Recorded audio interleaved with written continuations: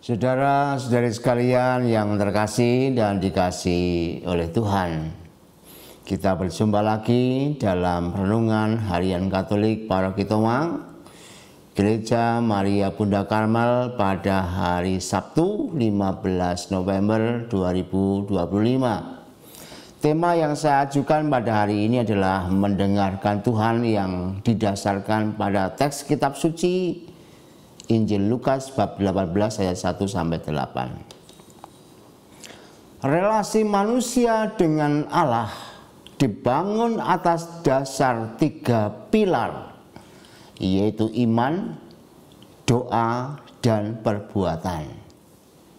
Manusia yang sadar akan dirinya sebagai makhluk ciptaan akan percaya kepada yang menciptakan, yakni Allah. Itulah yang disebut iman. Ia mengimani bahwa ia berasal dari Allah dan akan berakhir pada Allah.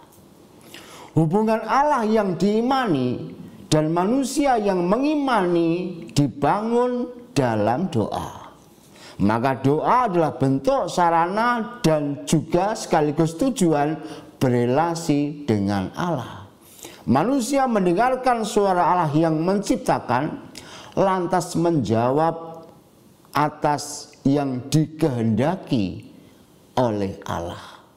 Allah bersabda, manusia menjawab sabdanya. Jawaban manusia akan sabda Allah itulah yang biasa disebut doa. Iman menyebabkan manusia berdoa.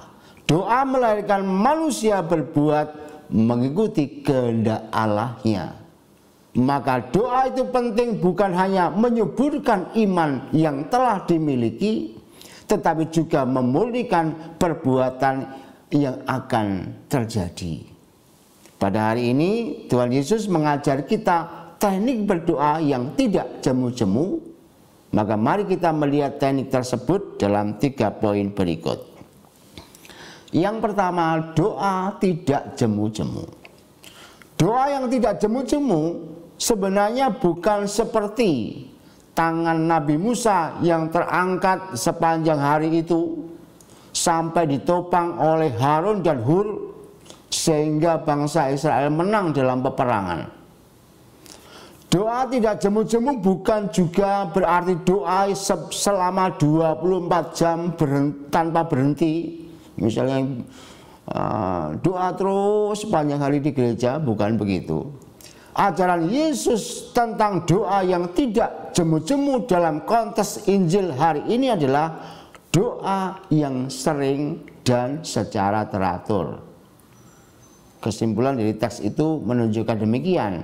Yesus sudah memberi contoh berdoa tidak jemu-jemu seperti juga dalam Lukas bab 3 ayat 21 dan seterusnya, atau dalam Kisah Para Rasul bab 1 ayat 14 dan seterusnya. Dengan demikian, doa tidak jemu-jemu itu berarti memohon kepada Allah dengan penuh iman. Andai saja Allah ternyata mengulur-ulur waktu misalnya, tidak segera mengabulkan sebuah doa yang kita panjatkan, maka manusia mesti terus berdoa dengan iman yang semakin kuat. Seringkali kan perbedaannya, kalau doa itu tidak segera terkabul, seringkali kita lantas mundur. Manusia tidak boleh mundur, tetapi semakin memohon dengan yakin bahwa doanya pasti dikabulkan oleh Allah. Lalu dalam konteks itu dia seraya mendengarkan suara Allah. Sehingga bukan saja aku yang meminta, tetapi juga mendengar apa yang diminta oleh Allah. Persoalannya, manusia sulit bertahan dalam doa bila Tuhan tidak kunjung mengabulkan doanya. Dalam Injil Lukas ditulis bahwa Tuhan tidak akan disebutkan mengulur-ulur waktu dan segera mengabulkan doa. Namun faktanya Tuhan seringkali lambat dalam mengabulkan permohonan kita. Kita sering tidak kuat dalam derita dan bertanya, Tuhan, kapan semua ini bisa berlalu daripadaku? Kapan problem yang aku hadapi ini bisa segera tuntas dan selesai? Apalagi di masa kini manusia lebih suka yang instan. Selalu berdoa langsung bisa terwujud nyata. Ngapain lama-lama kalau memang bisa dipercepat. Bahkan yang paling menarik, misalnya contoh, yang paling menarik dalam misa itu adalah ketika waktunya singkat. Semakin singkat semakin menarik. Kalau udah lama sedikit, waduh sudah kacau lah misa seluruh yang dirayakan itu. Nah, akibatnya Tuhan gampang ditinggalkan, tidak diimani lagi kalau dirasa terlalu lama merealisasikan permohonan kita. Bahkan kemudian orang juga bisa gampang pindah agama hanya sekadar permohonannya tidak segera dikabulkan. Yesus hari ini mengajar kita berdoa dengan tidak jemu-jemu, doa yang secara teratur dilakukan dan dilandasi oleh iman yang mantap agar kuat dalam derita dan bertahan terus di dalam iman. Maka doa bukan lagi soal hasil, tetapi di sini tentang proses menemukan kehendak ilahi. Yang kedua, konteks doa tidak jemu-jemu. Konteks doa Musa saat Israel berperang dan perumpamaan Yesus tentang hakim dan janda mempunyai maksud khusus. Kesimpulan yang dapat ditarik dari sana bukan berarti Allah mengabulkan setiap doa permohonan, bukan itu maksudnya, melainkan Allah akan membela umatnya dalam pengadilan. Jadi konteksnya ternyata bukan soal dikabulkan atau tidak dikabulkan, tapi soal Allah yang sungguh-sungguh tersentuh hatinya saat memandang manusia atau kita berada dalam ketidakadilan. Allah akan mendengarkan jeritan orang yang diperlakukan tidak adil dan tertindas. Dalam perspektif penindasan, para pengikut Yesus dapat menarik hikmat dari ketekunan si janda tadi. Kalau janda yang lemah itu bisa terus-menerus meminta dan akhirnya ditolak oleh hakim yang jahat, maka permohonan manusia pasti akan didengarkan oleh Allah karena Dia adalah Bapa yang murah hati. Maka doa itu pertama-tama bukan sarana mengubah hati sang hakim atau mengubah hati Allah kepada umatnya, tetapi mengungkapkan dan memelihara iman. Doa yang tekun bukan saja perlu untuk mendapatkan rezeki setiap hari, tetapi terutama untuk menumbuhkan iman akan Tuhan yang telah membela, membebaskan, dan menyelamatkan kita.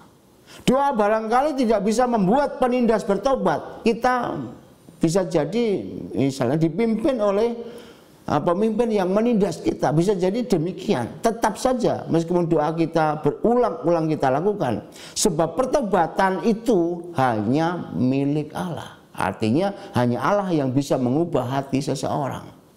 Akan tetapi hanya doa yang bisa membuat orang yang menderita ketidakadilan tetap beriman. Inilah sebenarnya kunci kenapa perumpamaannya janda. Dalam kondisi yang tidak ideal, janda itu sudah lemah dalam sisi sosiologisnya atau dalam sisi kemasyarakatannya, itu sudah lemah karena diambil hak-haknya, tapi dia berperkara di dalam hakim, maka pasti akan dipenjara sebenarnya karena kelemahan tersebut. Disitulah kemudian ia membuat hidupnya mempercayakan kepada hakim yang jahat. Nah, kita semua sebenarnya dari doa itu diajak untuk melihat ini dalam segala perkara hidup kita yang kita gulati sepanjang hari ini. Kita diajak menjadi gigih seperti janda tersebut yang memperjuangkan haknya. Maka doa yang tak jemu-jemu akan membersihkan hati kita dan membuat kita peduli bahwa kita memiliki Allah yang pasti akan menyelesaikan masalah kehidupan kita. Jadi dengan berdoa yang tak jemu-jemu tadi, kita bertemu dengan Bapa yang murah hati. Bukan memfokuskan pada persoalannya, tapi memfokuskan pada Bapa yang murah hati tersebut. Sebab kalau mempersoalkan fokusnya, maka kita akan menimbang kapan itu terjadi, kapan begini. Tapi ketika memfokuskan pada Bapa yang murah hati yang kita yakini, yang dibandingkan dengan hakim yang jahat tadi, kita akan menemukan untuk bisa hidup dalam pertahanan yang kuat. Sehingga doa tak jemu-jemu, meskipun terjadi badai sekalipun, Yesus mau mengatakan, mari tetap meyakini bahwa Allahmu itu adalah Allah yang murah hati. Kemudian mari kita melihat berikutnya yang ketiga, realisasi doa yang tidak jemu-jemu. Di bagian akhir Injil hari ini ditulis, aku berkata kepadamu, ia akan segera membenarkan mereka, akan tetapi jika anak manusia itu datang, adakah ia mendapati iman di bumi? Kita dapat melihat kata membenarkan yang disandingkan dengan kata mendapati iman. Kedua hal tersebut dikemas dengan pertanyaan retoris.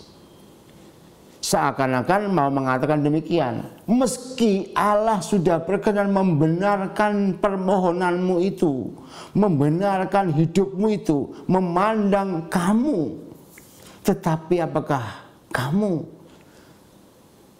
mempunyai iman akan Allah atau enggak? Maka di sini sebenarnya persoalannya. Kadang kita ini sudah dianugerahi, dikabulkan, diberkati dengan cara tersembunyi.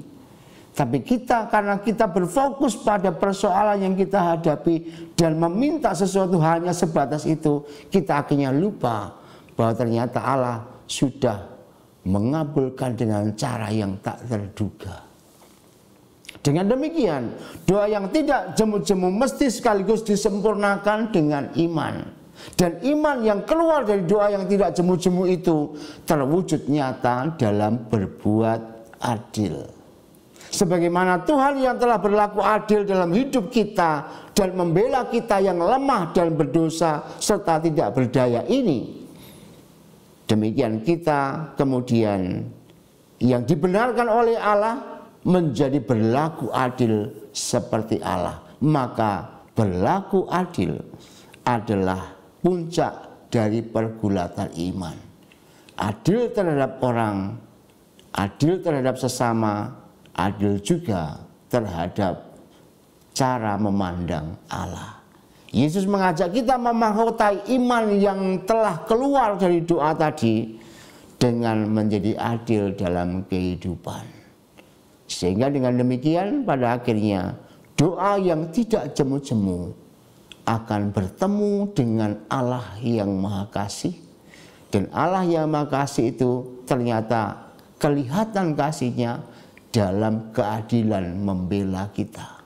Maka kemudian hidup kita sebenarnya diajar untuk justru membela orang-orang yang lemah, membela orang-orang yang ditindas, supaya di dalam hidup mereka bukan permasalahannya dientaskan dari masalah yang dialami, tapi pertama-tama membuat hidup mereka yang tertindas dan lemah itu memiliki iman akan Allah yang mengasihi.